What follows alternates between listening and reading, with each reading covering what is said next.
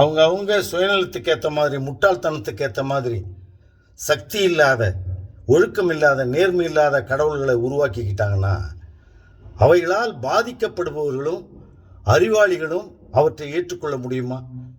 சுயநலம் இல்லாதவர்கள் தான் ஏற்றுக்கொள்வார்களா?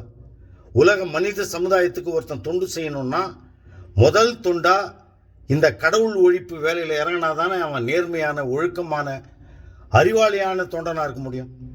உதாரணமாக, ஒரு மனுஷன் தான் மற்ற மனிதர்களை விட மேல் பிறவியான உயர்சாதி மனுஷன் சொல்லிக்கிட்டு அதுக்காக ஒரு கடவுளையோ பல கடவுள்களையோ கற்பிச்சுக்கிட்டு, அதுவும் அயோக்கியத்தனமான ஒழுக்கங்கெட்ட கடவுள்களை கற்பிச்சுக்கிட்டு அவைகள் தான் எங்களை உயர் சாதியாக பிறப்பிச்சுது அப்படின்னா, அந்த உயர் சாதி இல்லாத மற்றவன் அதனால் அந்த கடவுள்களால் இழி சாதியாக, கீழ் சாதியாக ஆக்கப்பட்டவன், அவற்றிற்கு ஆதாரமாக காட்டப்படுகிற அந்த கடவுள்களை ஒழிக்க, அழிக்க, சின்னாபின்னப்படுத்த முன்வராதவன் மனிதனாவானா?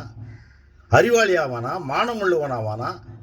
தன்னை மனிதன் என்று சொல்லிக்கொள்ளதான் தகுதியுடையவன் தான் ஆவானா?